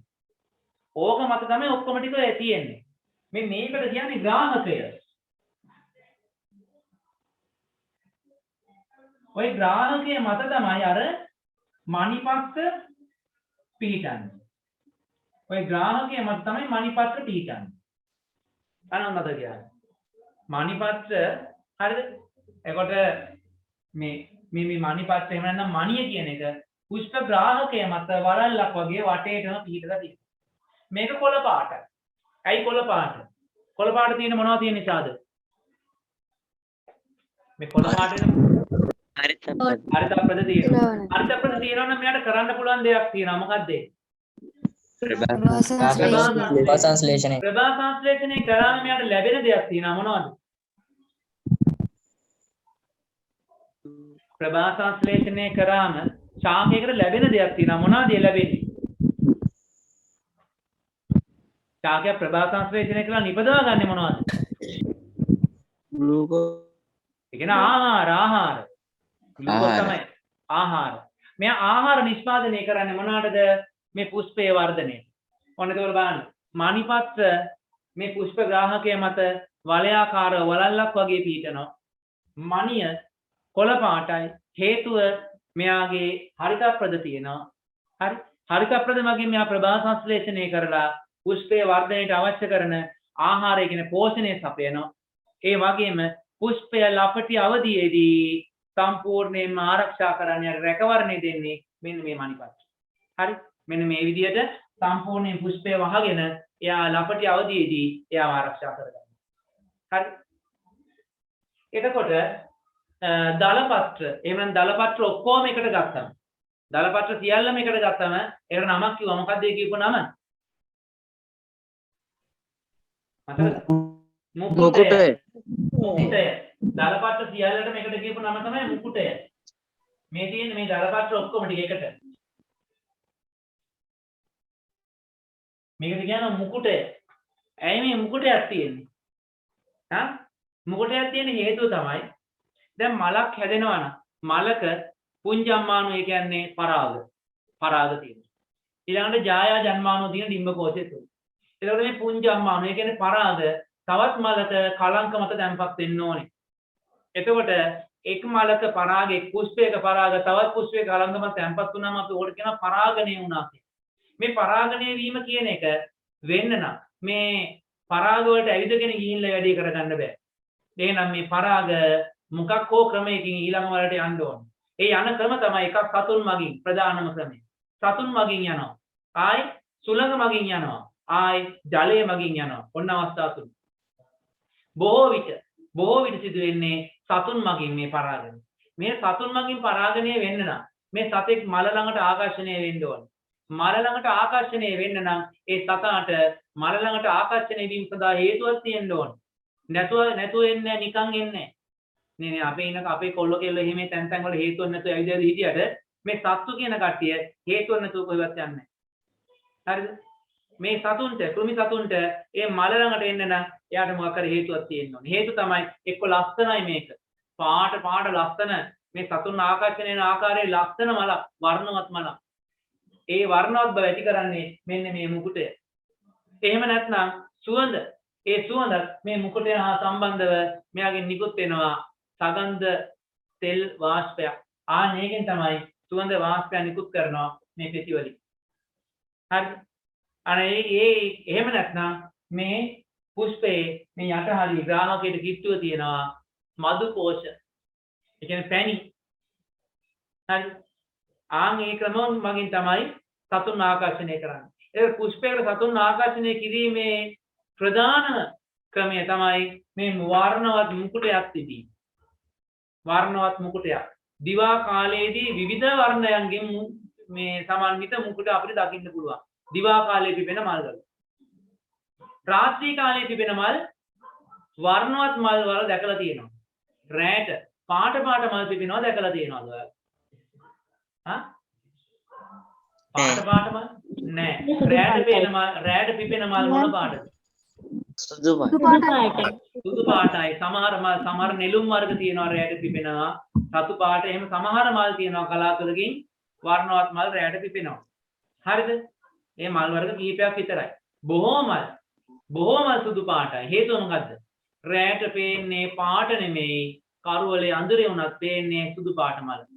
එතකොට රාත්‍රියේ සංචරණය කරන කෘමීන්ට මේ මලට ආකර්ෂණය කරගන්න නම් එයා සුදු පාටින් තියෙන එක අර වෙනත් වර්ණයකින් තියෙනට වඩා ඵලදායී වැඩි. ඒ නිසා තමයි එයා සුදු පාට තියෙන්නේ. එහෙනම් සරලව කිව්වොත් හරි සරලව කියනවනම් මොකද වෙන්නේ? මේ මුකුටය එහෙම නැත්නම් මේ දලපත්‍ර මොනවද තියෙන්නේ? මේ සත්තු ගෙන්න ගන්න. මේක හොඳට මතක තියාගන්න. හරිද? ඒ එක්කම මේ පුෂ්පය ලපටි අවධියේදී පුෂ්පයේ අභ්‍යන්තර කොටස් ඒ කිව්වේ අර මොනවාද කලංක ඊළඟට මේ රේණු ඊළඟට කීලය ඕන ඔය ටික මැද තිබ්බ ටික මතකනේ ආන් ඒ ටික එයා ආරක්ෂා කර ගන්නවා මේ දලපත්‍රය කියන්නේ මල පුෂ්පය වර්ධනය වෙන විට මණිපත්‍ර වලින් එළියට පුෂ්පය එනවා. ඔයාලා දැකලා තියෙයි. වද මලක් උනත් හැදෙනකොට දැන් මේක නම් මේ වද පුෂ්පය නම් මේ තාම ලපටි පුෂ්පය නම් තාම පොහොට්ටුව නම් මෙයා ටිකක් වර්ධනය වෙන විට අපිට මෙන්න මෙහෙම පේනවා. මෙන්න මෙහෙම පේනවා. ඔයාලා දැකලා ඇති. කොහොම තියෙනවා? ඕකෙන් එළියට වද පුෂ්පය මෙහෙම එනවා. ඇවිල්ලා නිකන් මේක රෝල් වෙලා ගුලි වෙලා වගේ ඔහොම තියෙනවා. වද පුෂ්පය ඕනම රෝල් වෙලා වගේ තියෙනවා. තාම පිපිලා නැහැ. ඒ වුණ මේ අවස්ථාවේදී මේ තරම් ලොකුවට පුෂ්පය වර්ධනය වෙද්දී පුෂ්පය සම්පූර්ණයෙන් රැකගන්න මණිපත්‍ර වල බෑ. ඇයි? දැන් පුෂ්පය දික් කියලා. මණිපත්‍ර වල ඒටි කරන්න බෑ. දැන් මෙතනින් එහාට පුෂ්පයේ අභ්‍යන්තර කොටස් රකින්නේ මේ දලපත්‍ර ටික. ඔන්න මතක තියාගන්න. පුෂ්පය පිපෙන තුරු ඒ කියන්නේ මල පිපෙන තුරු අභ්‍යන්තර කොටස් රැකගැනීමේ කාර්යය කරනවා මේ මුකුටය. එහෙම නැත්නම් මේ තියෙන දලපත්‍ර. ඔන්න හොඳ මතක තියාගන්න. හරිද? ඊළඟට ගමු අපි කුමාංගය. ශාකයේ තියෙන ඊළඟ කොටස තමයි කුමාංගය. කුමාංගය කියලා කියන්නේ මේ ශාකයේ තියෙන රේණු. දැන් මේකෙන් මෙහෙම කීල එන උඩට ඔය කීලයත් එක්ක මෙහෙම රේණු ඇවිල්ලා තියෙනවා මෙහෙම නේද? මේ තියෙන්නේ රේණු. ඔකට කියන කුමාංගය. සමහර මල් වල දැකලා ඇති මේ ඔය රේණු ඔතන කීලට සම්බන්ධ නැතුව මේ පැත්තකින් ඇවිල්ලා මෙහෙම තියෙන රේණු තියෙනවා. මෙහෙම ඇවිල්ලා තියෙන රේණු. ඔය විදිහට තියෙන රේණුත් තියෙනවා. හරිද? ඒ කොහොම වුණත් මෙන්න මේ ඉස්සරහා තියෙන මෙන්න මේ ගුලිය වගේ කෑලි. මේකට කියන්නේ පරාග දානි. මෙතන මේ චූටියට තියෙන යාක් තියෙනවා. මේ මල් වර්ග දෙකක කොටස් මේකට ඇඳලා තියෙනවා. මේ පරාග දානි සම්බන්ධ මේ කූර වගේ කෙන්ද වගේකට කියන්නේ සූත්‍රිකාව. සූත්‍රාව නෙමෙයි සූත්‍රිකාව. හරි. එතකොට මේ වදමලක උනත් මෙන්න මේ තියෙන චූටි සූත්‍රිකාවක් අපි අන්වීෂයෙන් තියලා බැලුවොත් අපිට පේනවා. හරිද? මේ කියන්නේ මේ කුමාංගය අන්වීෂයෙන් තියලා බැලුවොත් අපිට පේනවා මේ වගේ කෙන්දක් එක්ක මෙන්න මෙහෙම පරාග දානිය තියෙනවා. එතකොට මේක තමයි පරාග දානිය. මේක තමයි සූත්‍රිකාව. එතකොට පුෂ්පයක තියෙන පිරිමි කොටස තමයි අපි කියන්නේ කුමාංගය. එහෙම නැත්නම් රේණු. එතකොට ඒක හැදිලා තියෙන්නේ සූත්‍රිකාව සහ පරාග දානි කියන කොටස් දෙකෙන්. මේ පරාග දානිය තුල තියෙනවා පරාග කණිකා. ඕන වැදගත් දෙයක්. පරාග දානිය තුල තියෙනවා පරාග කණිකා. මේක ඇතුලේ තියෙනවා මොනවාද? පරාග කණිකා තියෙනවා. පරාග කණිකාව පස්සේ පිටනවා. පරාග කණිකා විවිධාකාර හැඩවලින් තියෙනවා. හැබැයි ඕනම පරාග කණිකාවක් මාර ලස්සනයි. පරාග කණිකාවක් හරි ලස්සනයි. ඇයි ඒ ලස්සනයි කියන්නේ? පරාග කණිකාවක් අපි ඇන්දොත් එහෙම බෝල ගෙඩියක් වගේ තියෙන්නේ. මේක ඇතුලේ අපි මේක විශාල කරලා බැලුවොත් එහෙම කියන්නේ පරාග කණිකාව කරාට කපලා බැලුවොත් මේක ඇතුලේ ඤස්ති දෙකක් තියෙනවා. එකක් ජනක ඤස්තිය අනිත් එක නාල ඤස්තිය. හරි? එකක් ජනක ඤස්තිය අනිත් එක නාල ඤස්තිය. එච්චර දුරට ඔයාලට අවශ්‍ය නැහැ. මේ පරාග කණිකාවේ වටේ මෙන්න මේ චූටි ලස්සනට කැටයන් කැපිලා වගේ මෙහෙම කෙඳි වගේ තියෙන උල් වගේ. හරි ලස්සනයි. ලස්සනට කැටයන් කැපලා වගේ මෙහෙම කෙඳි වගේ උල් වගේ තියෙනවා. ඇයි මේක කලංකයක් මත වැටිච්ච ගමන් ඒකෙන් ගැලීලා යන්නේ නැතුව පැටලෙන්න ඕන නිසා, ඇලෙන්න ඕන නිසා. මෙන්න මේ වගේ කැටයන් වැටුණු බිත්තියක් සහිත පරාග කණිකා තියෙනවා. ඒ තියෙන්නේ කොහෙද? මෙන්න මේ පරාග දානි තුල. විශාල වශයෙන් තියෙනවා. එතකොට පරාග දානිය පරිණත වෙලා මේ පරාග දානි පුපුරලා පරාග කණිකා එළියට එනවා. ඒව තමයි අපි මලක් අත ගෑව කහපාට අතේ ගෑවෙන්නේ. කහපාට අපේ අතේ ගෑවෙන්නේ ඒ පරාග කණිකා ගොඩක්. ඔයා නිකන් මේ පරාග ටිකක් මෙහෙම අතේ පොඩි කරලා බලන්න. අපේ අතේ තියෙන චූටි ඇට වගේ ගොඩක් අතේ ඉතුරු වෙනවා. ඒ පරාග කණිකායි. හරිද? පරාග කණිකා. අපේ ඇහැට සාමාන්‍ය චූඩියේ පේන ප්‍රමාණය තියෙනවා. අන්වීක්ෂණය කියලා බලනවා නම් තමයි මේ වගේ සාමාන්‍ය ලස්සන විදිහට අපිට මේක බලා ගන්න පුළුවන්. හරිද? එතකොට ජායාංගය. ඊළඟ පුෂ්පේ ඊළඟ කොටස තමයි ජායාංගය කියලා කියන්නේ. ජායාංගයට අයිති වෙන්නේ මොකද්ද? මෙන්න මෙතන තියෙනවා ඩිම්බ කෝෂය. අපි කලින් යන්නේ මේ ඩිම්බ කෝෂය අයිති. ඩිම්බ කෝෂයත් එක්ක දිගට තියෙනවා කීලය. කීලයක් අයිති. කීලයේ කෙළවර තියෙනවා කලංක. ආනේ නම් කලංකය කීලය සහ ඩිම්බ කෝෂය කියන ටික තමයි මේ ජායාංගයට අයිති වෙන්නේ. ජායාංගය එතකොට ඩිම්බ කෝෂය ඇතුලේ තියෙන ඩිම්බ ඒවත් මේ ජායාංගයටම අයිති. එතකොට ජායාංගයේ කාර්යය මොකක්ද? ජායාංගයේ කාර්යය තමයි මේක. මම කියලා දෙන්නම්කෝ දැන්. ජායාංගයක් හැඳගෙන ඉන්න. ජායාංගයක් හඳුන්වමු අපි. මේ කලංකය පිළිගන්න.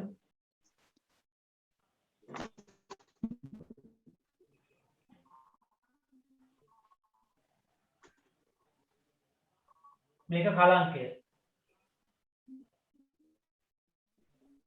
මේක කීලය.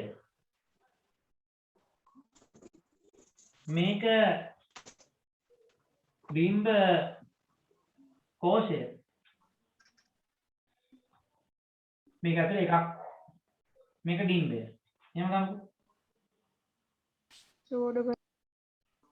ඩිම්බය.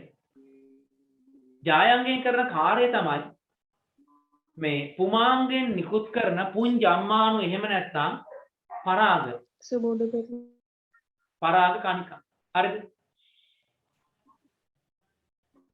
පුංජම්මාණු එහෙම නැත්නම් පරාග කණිකා. මෙන්න මේ කලංකය මත රඳවා ගැනීම. මේ කලංකය මත රඳවා ගැනීම මෙයා කරන එක වැදගත් කාර්යය. ඊළඟට මේ කලංකය මත තියෙනවා සුක්‍රෝස් මිශ්‍රණය, කියන්නේ සීනි මිශ්‍රණයක්. සීනි මිශ්‍රණයක් තියෙනවා. ඒ කියන්නේ මේ පරාග කණිකාව ප්‍රරෝහණය විය යුතුයි. මේ ජායාංගයේ එක වැඩක් තමයි මොකද්ද? කලංකය මත මේ පරාග කණිකා තැම්පත් කරගන්න එක. මේ නිලක්ෂි සෞභාග්‍ය. අයිති කොක් කරගන්න.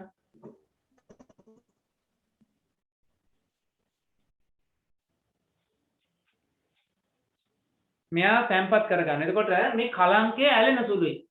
ඔයාලා හෙට බලන්න ගෙදර වද මල් තියෙනවා නම් මොනවා හරි මල් වර්ගයක් තියෙනවා නම්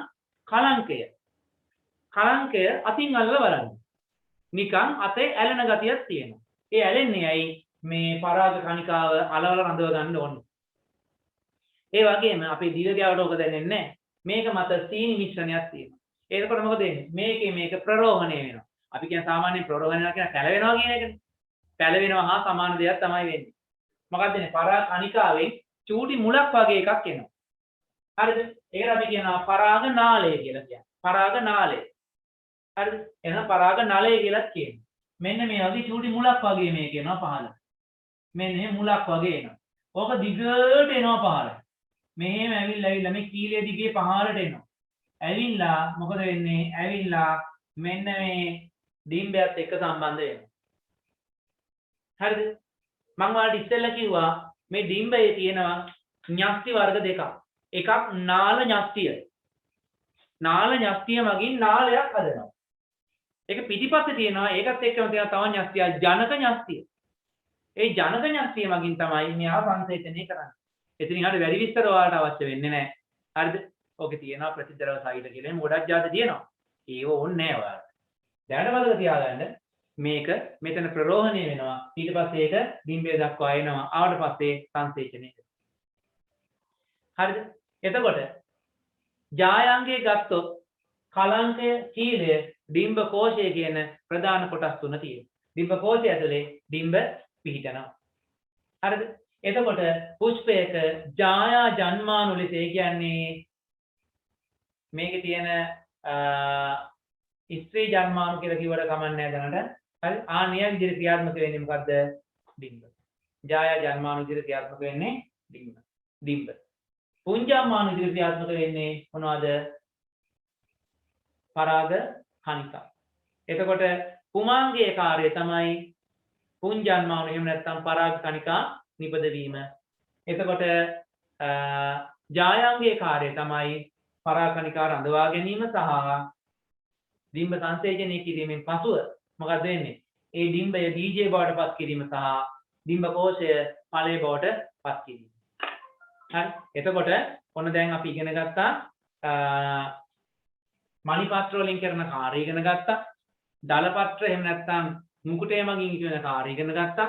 කුමාංගය මගින් කියන කාර්ය ඉගෙන ගත්තා. ඊළඟ ජායාංගයේ කාර්යය අපි ඉගෙන ගත්තා. දැන් අපි ඒක ඉක්මනට ටික ලියාගමු. අපිට ලියන්න තියෙනවා ගොඩක් දැන්. චාකවල ලිංගික ප්‍රජනනය ඊළඟ පුෂ්පය කියන්නේ මොකද්ද? ඊට පස්සේ මණිය මුකුටය කුමාංගය ජායාංගය කියන ටික අපි ඉක්මනට ලියාගෙන මල් වර්ග ගැන ඉගෙන ගමු. ඉවරයි සර්.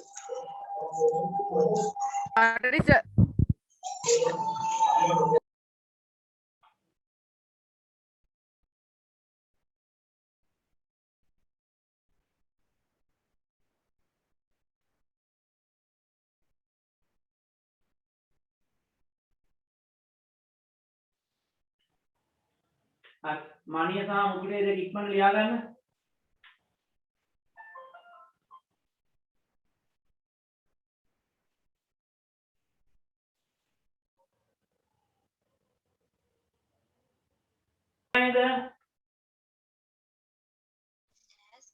තාම නෑ සර්. ඉවරයි සර්.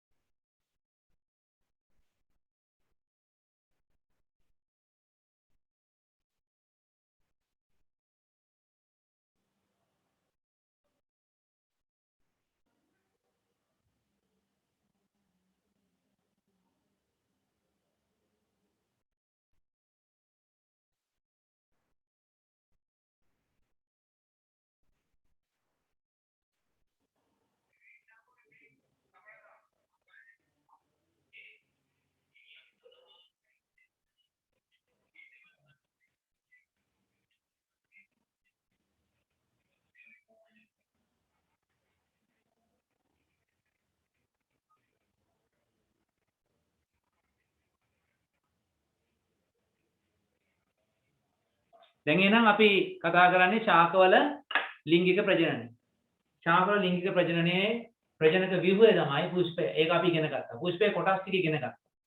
දැන් අපි ඉගෙන ගමු පුෂ්ප වර්ග. පුෂ්ප වර්ග තියෙනවා. පුෂ්ප වර්ග දෙකක් තියෙනවා. හරිද? එකක් ද්විලිංගික පුෂ්ප.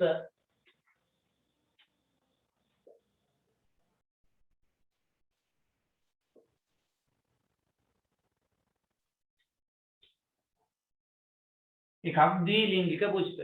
ද්විලිංගික පුෂ්පයක් කියන්නේ එකම පුෂ්පයේ පුමාංගී කොටස සහ ජායාංගී කොටස කියන දෙකම තියෙනවා. දැන් උදාහරණයක් විදිහට ගත්තොත් වද, වැල් දොඩම් වගේ ශාක ගත්තොත් එහෙම. හරිද? මිරිස් වගේ ශාකයක් ගත්තොත් එහෙම. කතර මුංග ගත්තොත් එහෙම. හරිද? මේ ශාකවල එකම පුෂ්පය, ඒ කියන්නේ එක පුෂ්පයක් ගත්තොත් ඒ පුෂ්පයේ ඔය පුමාංගී ජායාංගී කියන කොටස් දෙකම තියෙනවා. පුමාංගී කොටසක් තියෙනවා, ජායාංගී කොටසක් තියෙනවා. දෙකම තියෙනවා. අන්න ඒ වගේකට අපි කියනවා ද්විලිංගික පුෂ්පයක් කියලා කියනවා. දැන් අපි වදමල ගත්තොත් එහෙම මම ඉස්සරහ තැන්දානේ ආයෙත් දින්න ඕනේ නෑනේ. වද ශාකයේ වද පුෂ්පය ගත්තොත් අපිට පේනවා ඒකේ රේණු ටිකක් තියෙනවා, කලංක, ඩිම්බකෝෂ ඔක්කොම තියෙනවා. ඒ කියන්නේ එයාගේ පුමාංගී කොටසයි ජායාංගී කොටසයි දෙකම පිහිටන නිසා අපි ඒවට කියනවා ද්විලිංගික පුෂ්ප. ඒකලිංගික පුෂ්ප අනිත් එක.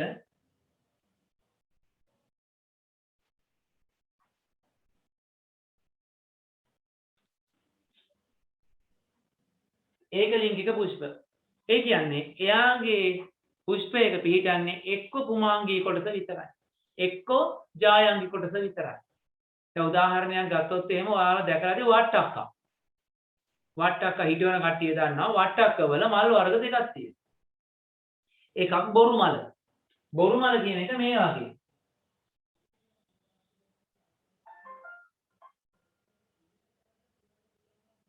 ඕම විදිහට බොරු මල කියලා එකක් තියෙනවා.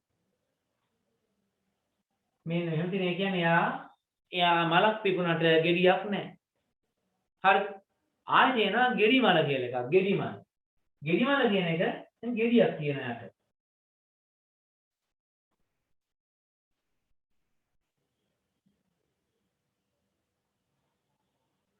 ඕන ඉතින් ගෙඩියක් තියෙනවා මෙයාගේ කලංකක් පේන්න තියෙනවා. මෙයාගේ රේණු විතරයි තියෙන්නේ. මෙයාගේ රේණු තියෙනවා. හරි. මෙයාගේ කලංක තියෙනවා. එතකොට මෙයා මොකද කරන්නේ? මෙයා කුමාංගී පුෂ්පය මෙයා කරන්නේ පරාග නිපදීම විතරයි. කොට මෙයාට හැකියාවක් නැහැ ඵලයක් හදන්න. මෙයා ඩිම්බ නිෂ්පාදනය කරන එක විතරයි කරන්නේ. හරිද? එතකොට මෙයා නිකුත් නිෂ්පාදනය කරන පරාග සතුන් මගින් හෝ වෙනත් ක්‍රමයක් මගින් මෙයාගේ කලංක මත තැවරෙනවා. ආන්න එතකොට පරාගණය වෙලා මෙයා ගෙඩියක් බවට පත් වෙනවා. මෙයා නිකම්ම වැටිලා යනවා. එතකොට මේ දෙන්නගේ එක්කෙනෙක් මත තිබුණේ පුමාංගී කොටස විතරයි අනිත් කෙනා මත තිබුණේ ජායංගී කොටස විතරයි. හරිද? අන්න ඒක නිසා මෙයාට කියනවා මෙයාට අපි කියනවා ඒක ලිංගික පුෂ්ප කියලා කියනවා. හරි. ඒවට කියනවා අපි ඒක ලිංගික පුෂ්ප. දැන් අපි ගත්තොත් එහෙනම් බඩේරුඟු ශාකය බලන්න. බඩේරුඟු ශාකය ගත්තොත් බඩේරුඟු ගහේ උඩම කොටසේ. බඩේරුඟු ගහේ උඩම කොටසේ තමයි මේ මගේ මලක් පිපෙන්නේ. බඩේරුඟු ශාකයේ උඩම කොටසේ ඔය විදිහට මලක් පිපෙනවනේ.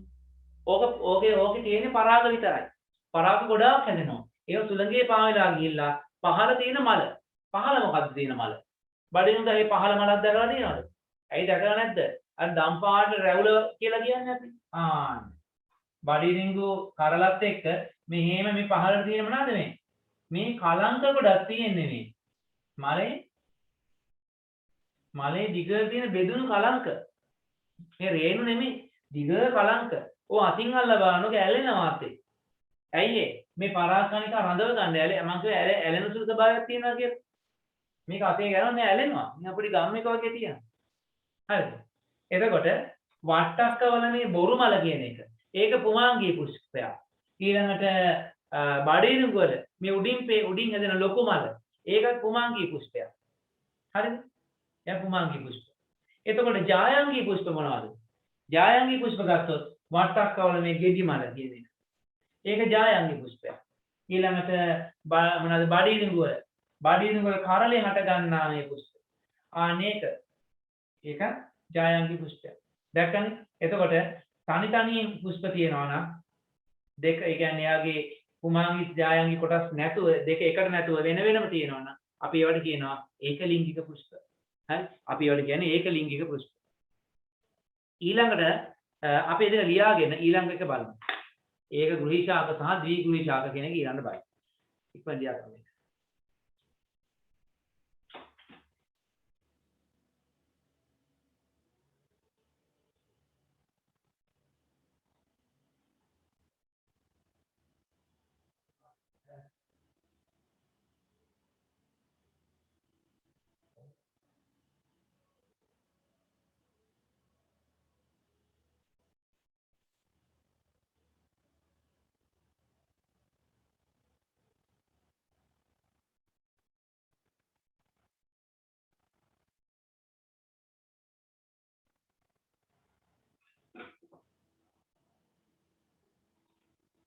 ඉවරයි සර්.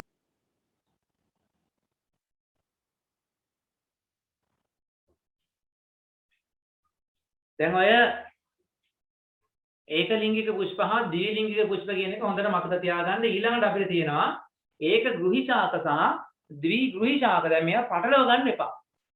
පුෂ්ප වර්ග දෙකයි. හරි? පුෂ්ප වර්ග දෙකයි. එකක් ඒකලිංගික පුෂ්ප අනිත් එක ද්විලිංගික පුෂ්ප. හරි? ඒකලිංගික පුෂ්ප අනිත් එක ද්විලිංගික පුෂ්ප.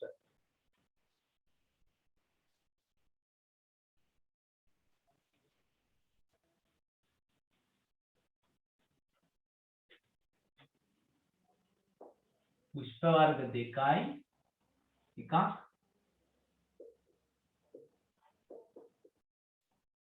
ඒක ලිංගික අනිත් එක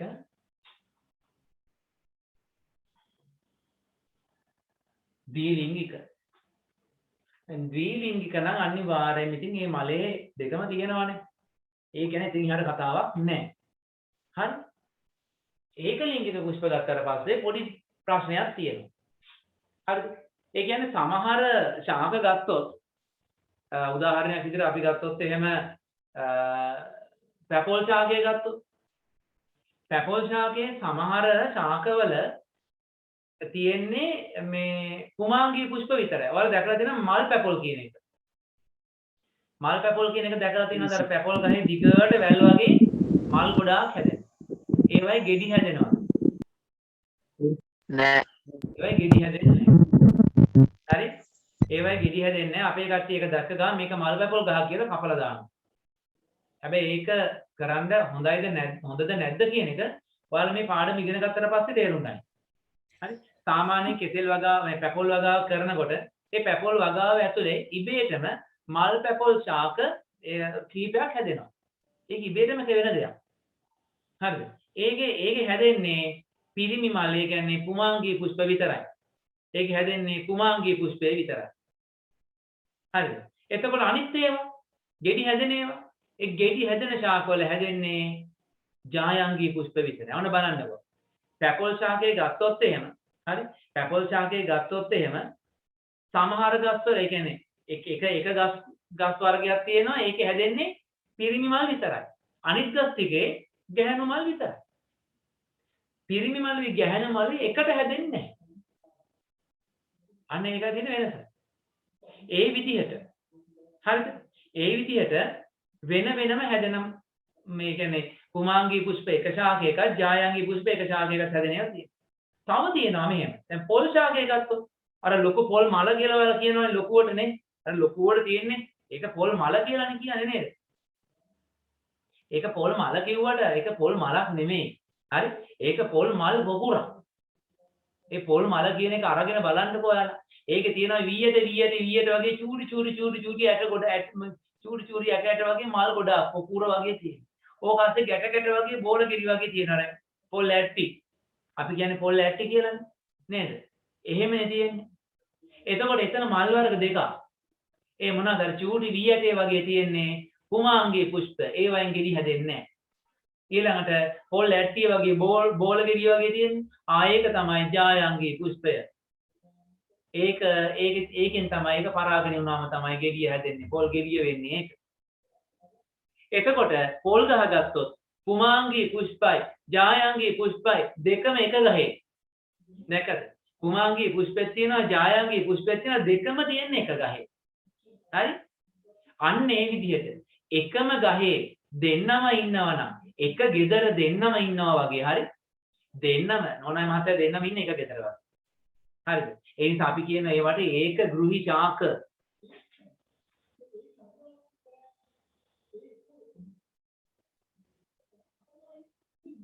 ඒක ගෘහි ශාක. ඒක ගෘහි ශාකයක කුමාංගී පුෂ්පත් තියෙනවා ජායංගී පුෂ්පත් තියෙනවා. හරි? ඒක ගෘහි ශාකයක කුමාංගී පුෂ්පත් තියෙනවා ජායංගී පුෂ්පත් තියෙනවා.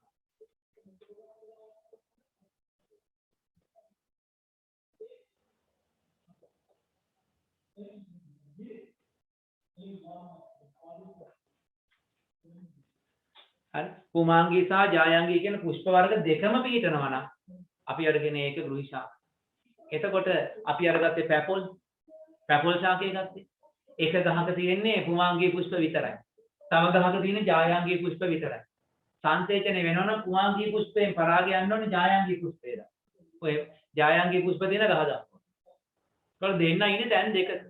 හරියට ගෙවල් දෙකක ඉන්නවා වගේ. නේ? දෙන තරහයිලා ගෙවල් දෙකක. එක්කෙනෙක් එක ගෙදර අනිත් එක අනිත් ගෙදර. එතකොට නව પરම්පරාව බිහි කරනවා නම් අනිවාර්යයෙන් මොකද වෙන්න ඕනේ? අර එක ගෙදරක ඉන්න ඒ කුමාංගී පුෂ්පය එයාගේ දින පරාගයට යන්න ඕනේ අනිත් එක. නේ? අන්න ඒ විදිහට තැන් දෙකක ඉන්නකොට අපි කියනවා ගෙවල් දෙකකනේ ද්විගෘහී.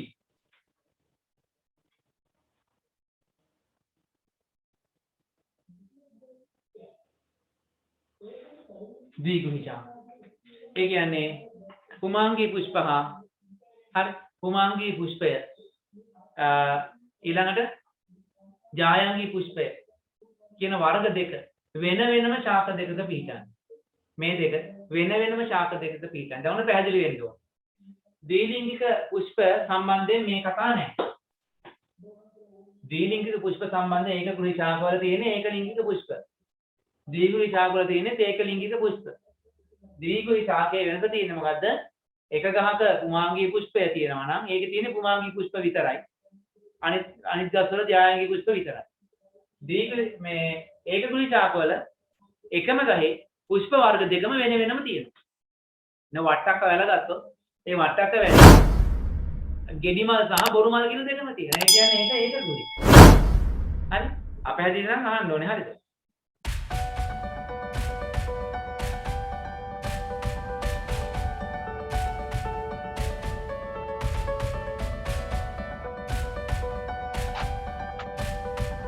අපි එහෙනම් ලිට්‍රෝ ටික ඩබල් සතියට කළා දාමු. එහෙනම් අදට පන්ති නතර කරනවා. ගැටලු තියෙනවා නම් මෙතෙන් ටිකක් දාන්න කෝල් එකක් දෙන්න. මම එනවා. එහෙනම් ඔක්කොටම සුබ රාත්‍රියක්. අයිබෝවන්.